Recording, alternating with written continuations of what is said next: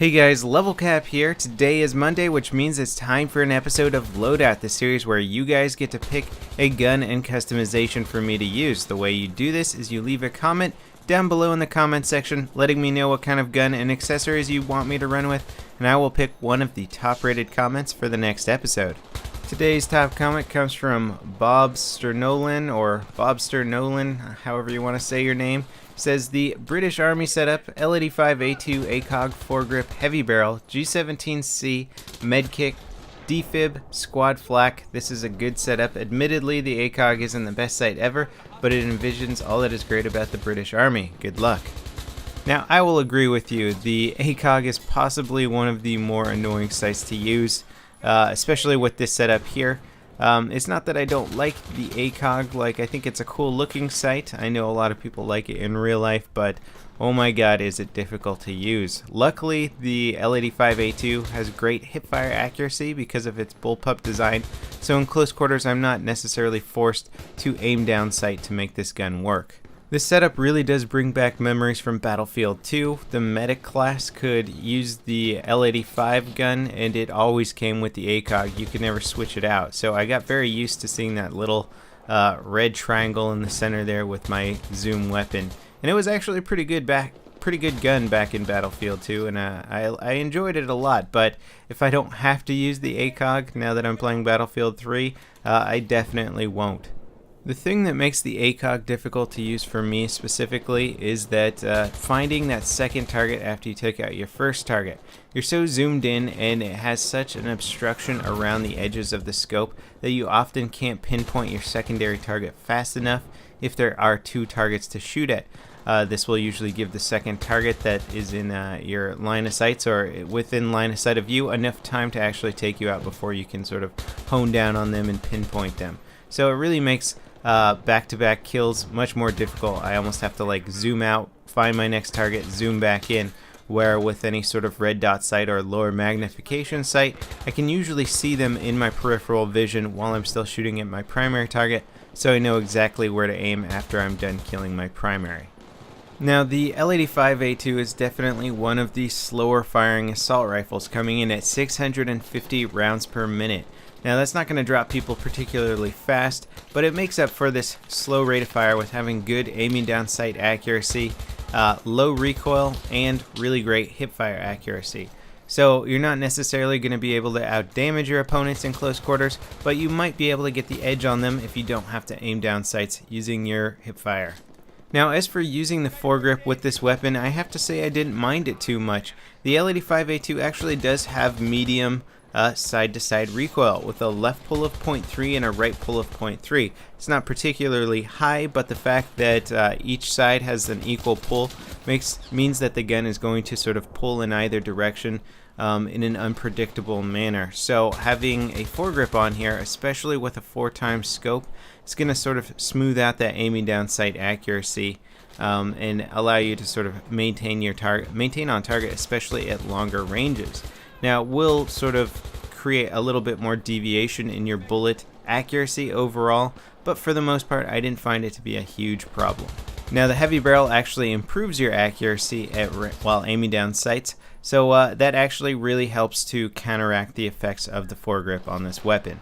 Now, I know some of you guys are already playing Aftermath out there, and I'm kind of envious, not just because of the new awesome maps, but because there are some new weapon changes in the patch that's coming with Aftermath. Now, us PC players don't quite have that yet, and I promise you guys I'm going to be all over that the second that it comes out for PC. But one cool thing that is changing with the L85A2 is that the side-to-side recoil is being reduced. I don't know by how much, but I imagine that this will make the L85A2 a much stronger competitor in the long-range assault rifle category. Currently, weapons like the M416 really do outclass the L85A2 when it comes to long-range accuracy and even long-range damage per second. So the L85A2 just really isn't a strong contender in general right now in the assault rifles. So this side-to-side recoil reduction should really be interesting, and it'll be nice to see if the L85 post-patch is actually a worthy weapon to use on the battlefield, at least when you compare it to the other assault rifles that are available. Now the G17C is a sidearm I actually really enjoy. I'm surprised more people don't use the G17C just because it has such great hipfire accuracy that you really can be pinpoint accurate with that pistol when firing from the hip. I didn't need to use it too much, although the L85A2 doesn't have the best reload speed in the world, so I always was hovering my finger over that secondary weapon button just in case somebody popped around the corner. The slow reload of the L85A2 actually is probably my biggest gripe with the weapon, just because it's already not particularly the most effective weapon in the world, and it's just going to get you killed a lot in close quarters because of its slower rate of fire. Having that slow reload as well is really going to be difficult in close quarter situations. If somebody's moving in on your position or your flank, it can get a bit dicey if you have to reload the gun. So having a good sidearm like the G17C is really going to help out.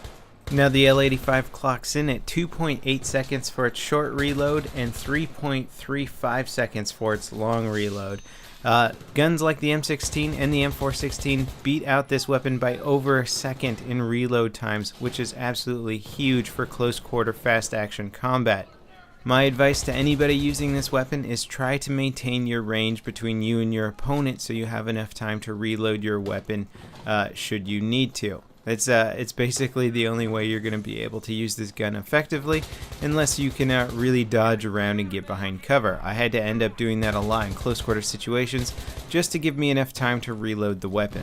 Now the L85 has a average bullet velocity of 600 meters per second, which isn't bad, but it also isn't that impressive.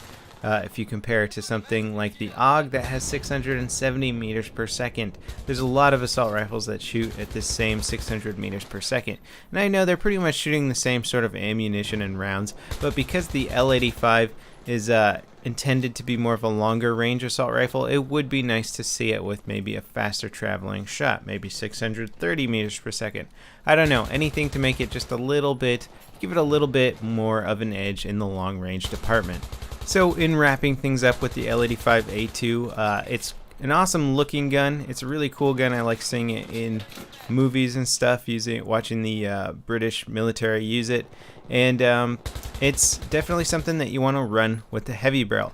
The foregrip is nice currently, but after the next patch, you're probably not going to want to have the foregrip equipped on this weapon at all because of the reduction in the side-to-side recoil. I look forward to seeing if the L85 becomes a strong contender in the long range department tomorrow, actually, because that's when the Aftermath expansion is coming out for the PC along with the new patch. Thanks for watching, and as always guys, I hope you enjoyed it, perhaps learned something from it, and I'll see you next time. This is LevelCap, signing off.